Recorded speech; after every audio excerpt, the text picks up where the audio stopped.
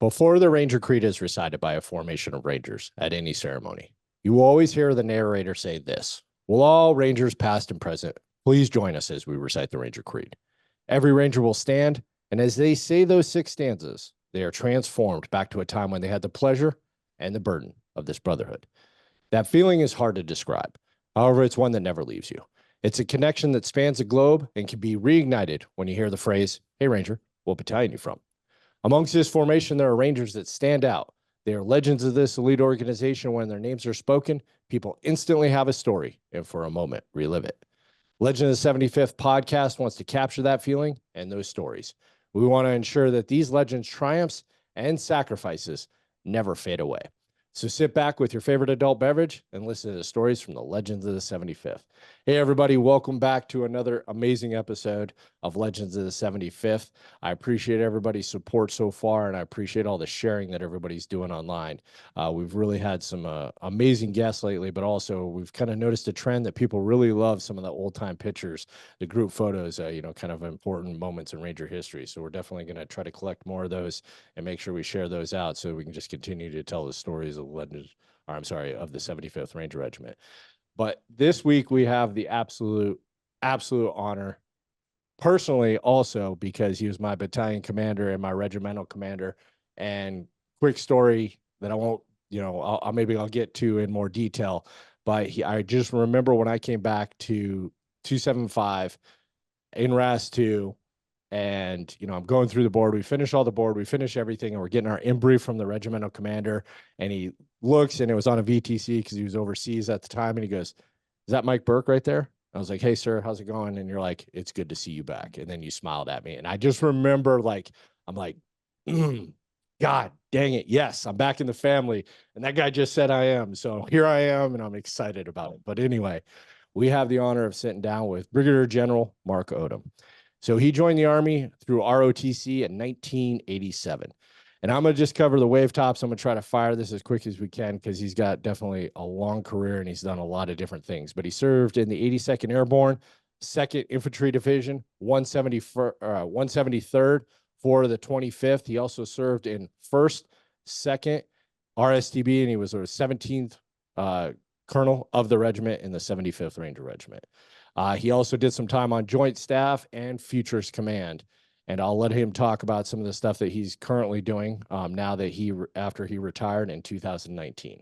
So definitely covered a lot, sir, already, but it would take me probably an hour just to go through everything that you've done throughout your military career. But I just want to kind of give people a brief snapshot of some of what you've done. But anyway, it's an absolute honor to sit down with you. How you doing today, sir? Great, and it's a privilege to be on here with you, and I really appreciate the invitation. Thank you. Yeah, absolutely, absolutely.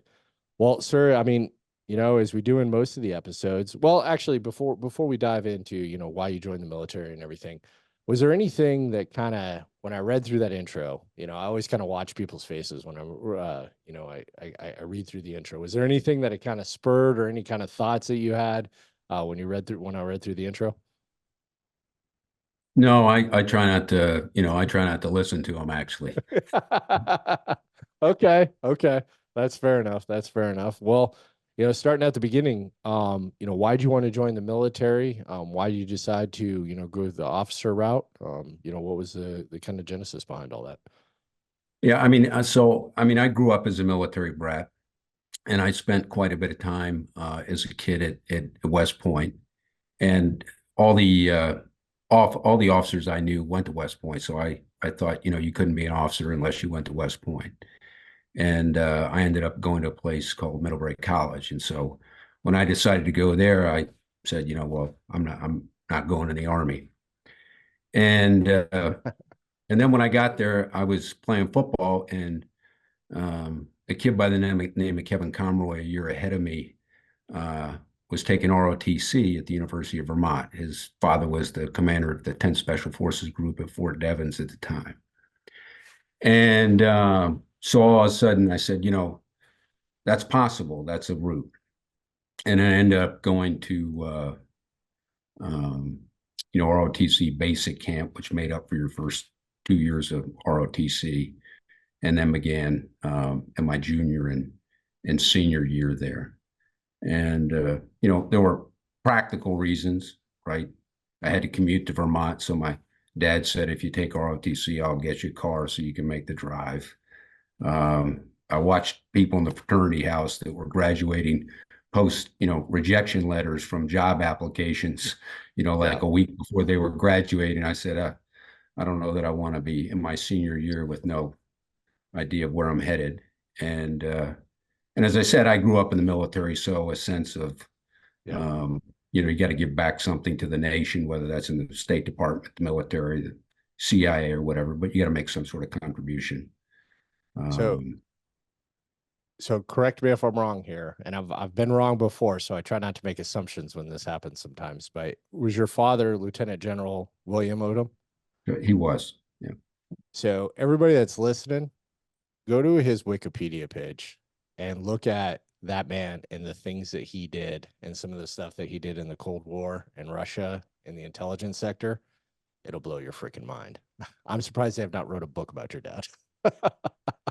I mean, I did just a little bit of research, but I didn't go too deep down the rabbit hole because I was like, because there's nothing, I couldn't find anything online to like actually see if it was your father because it doesn't list his children or anything.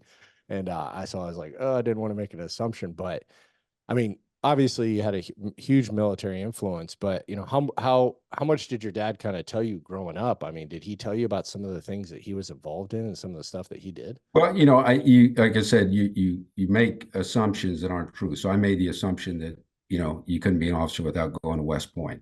Oh, okay. Yeah. And that's not true.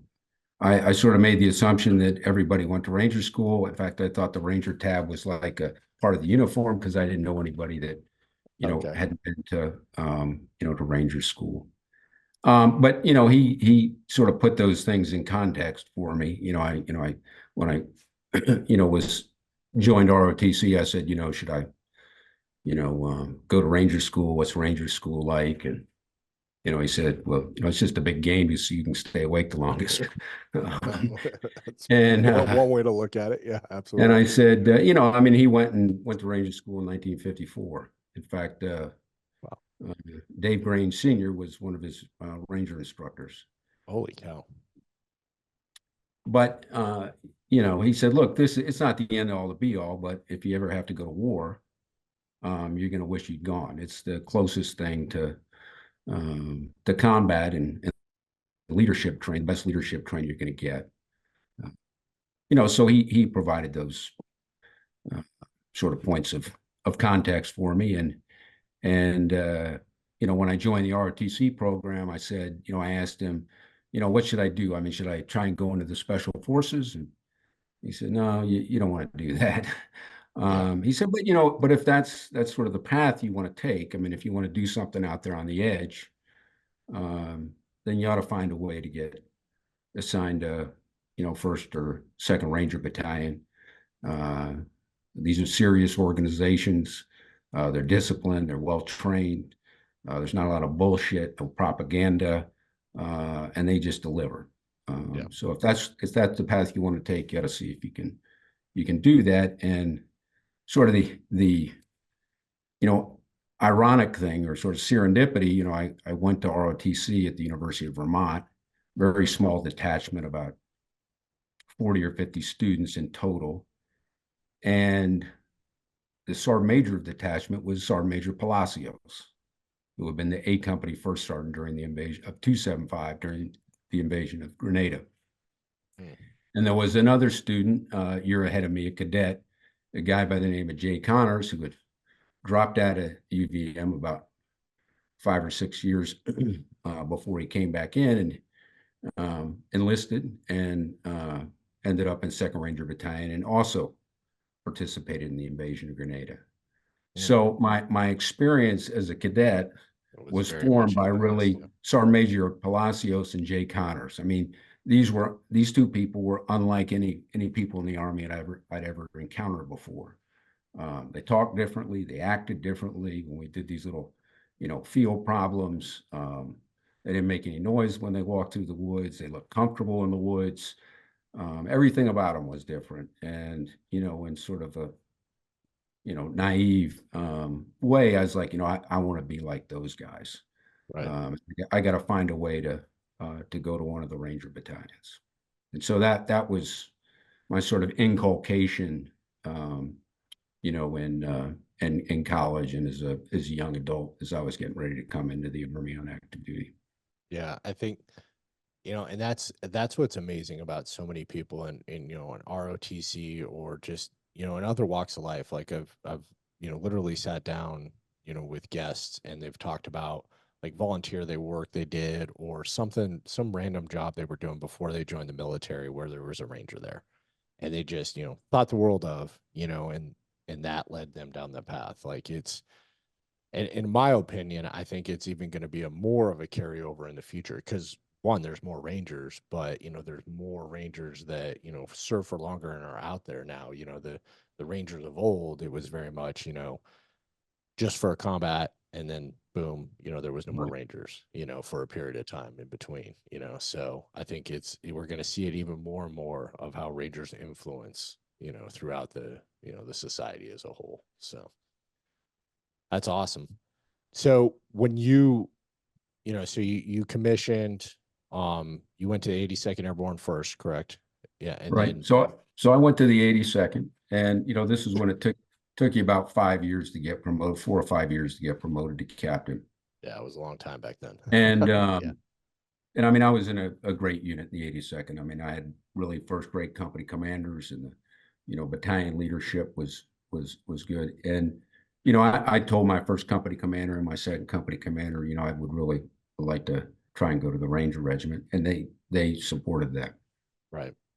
And one day at a live fire, I don't know, was a platoon live fire, squad live fire, the brigade commander showed up. This guy by the name of Glenn Hale, who was the XO at 2nd Ranger Battalion for a period of time, and then commanded 3rd Ranger Battalion. And he watched us for a while. In the background, my company commander said, Lieutenant Odom, he'd really like to go to the Ranger Regiment. And Hale says, yeah, I think that's a good idea. Tell him to come see me. And so, Colonel Hale, he was a big, imposing, kind of no nonsense kind of guy. And I mean, to give you a sense of his personality, I was on staff duty one night, and he said, "Are you the staff duty?" I said, "Yes, sir." He said, "Have we ever met before?" And I said, "Oh yeah, we met in the field, at Operation Market Garden about a month ago." And he goes, "I don't remember you. You must not make much of an impression on me." And he walked out the door. So, going up to his office, I was getting ready for this interview, this meeting. I mean, it was, like getting ready for the NCO of the year board or something, so you can ask me about the, sustained rapid and cyclic rates of fire for the M60 machine gun, or, how many battle drills there are, what questions is he going to ask me? Well, I get up there and, he actually only asked me one question, which, based on the fact that I was there, was largely rhetorical. He says, "Look, you got a choice. You can stay here in the 82nd Airborne Division. If you really want to be a successful officer, get promoted, move up, you can stay here. They'll probably make you the scout platoon leader down in 1st to 505th. Maybe you can go up and be the aide de camp to one of the DCGs, or they can make you the battalion S3 Air. But staying here in the 82nd will be the best thing for your career." And he said, "Or you can go to the Ranger Regiment and really become an expert in your profession as an infantry officer." He says there's no other place that you're going to have a chance to be an expert as an infantry officer. But that's not without risk, right? You could get fired. There's a real chance of that, and that'll kill your career. He said, so that, the choice is yours. Of course, I said, I'm up for it. Yeah. And so that was, this big long interview took all of about 5 minutes, and he just laid out the choices for me. And I can't remember whether it was his opening comments or his parting comments, but he said, "That's my regiment." Reed, I'm recommending that you go down there. So don't embarrass me. Oh, nice. That's awesome. He didn't say the last part, but that was the implicit message he was giving me. Yeah, yeah, yeah, absolutely. Right. I think that that's really, it's sound, it's sage, it's in sync, kind of advice that he gave you. Did you kind of find yourself replicating that when guys would say they wanted to go to the Ranger Regiment and you were in a position to recommend them or not? Yeah, I mean, I think that's it's like a lot of these things where, um, these are uncomfortable conversations. Yeah, You know, absolutely. uh, you have an officer, hey, you got a big heart, you're fully committed, um, but at the end of the day, you don't have the ability to succeed there. It's not right for you. If I send you there, um, you're the likelihood that you're going to succeed is probably pretty low. And so I'm not doing you a service. I'm not doing the regiment a service by doing that. Yeah. Um, I think the other you know challenge that you have as a commander outside the regiment is that you have 3 or 4 people that in theory you could recommend they're going to do okay, but the regiment can't take all 4 of Yeah. them. Yeah, absolutely. And so we don't say, okay, this is my number 1 choice, this is my number 2 choice, this is my number 3 choice. So I can think of calling any number of brigade or battalion commanders and saying, I'm looking at these OERs and it says, you know, all 4 of these guys who work for you were the best, lieutenant or best captain in the brigade or the battalion. I just want to know which one really is the best. Yeah, yeah, yeah. Because No kidding. we can only take one, right? Right. Yeah. Um, and so I think that's, leadership's a contact sport. Yeah. And so you have the same kind of conversations with company commanders. Hey, should I come back to the Ranger company commander? Should I come back to RASP and try and be a field grade here? And with some of the folks, you have to go through the Socratic game. Yeah. Are you the best company commander in the battalion? Well, probably not. How about the second best? Maybe. Okay, let me do the math for you. They're they're 4 battalions, and there's a best company commander in each one of those. And so in those cases, you don't discourage people from coming. I always told people, look, go to the board, make the commanders tell you they're not going to take you. Yeah. And you never know how the boards are going to play out, and you don't No, know you who the don't. competition is. But I think you got to be honest with folks.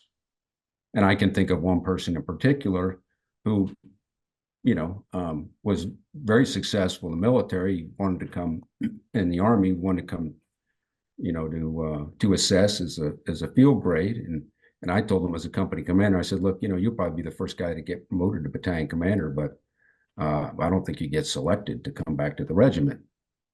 And he actually did really well the first day of the boards. Um, and one of the battalion commanders said, well, we might end up hiring him. And I said, well, I don't think we probably will, but if we don't, I'm not going to feel uncomfortable because I've already had this conversation with him. Right. So, but those things are easy to say, right? They're much more difficult to have in person with somebody. They are. Because these are capable, competent people, right? Yeah. It's we're splitting hairs in many cases. Yeah, And absolutely. so people take it like failure, but these guys, these people are not failures. Yeah. They're incredibly successful, and many of them are much more successful actually outside the regiment. Yeah. No, absolutely they are. But I think, that uncomfortable conversation, it does, as long as it's done, with humility, and it's not done, out of emotion or anything, Right. it's good for people. I've had the same conversation, throughout my career, where people have had to sit me down and say different things. And sure, it might hurt at the time, but actually it was probably the best professional development you could have. You're good, but you're not as good as you think you are. But you can be, but what are you going to do about it? And It's tough to do, though. I agree. It's tough to look people in the face, especially if their hopes and dreams are tied into that, or maybe even some outside expectation that may be thrown on them that, you know, they continue to go through, you know, the ranks of the Ranger Regiment. And it's even Right. it's even more difficult for officers too. I mean, let's just be honest.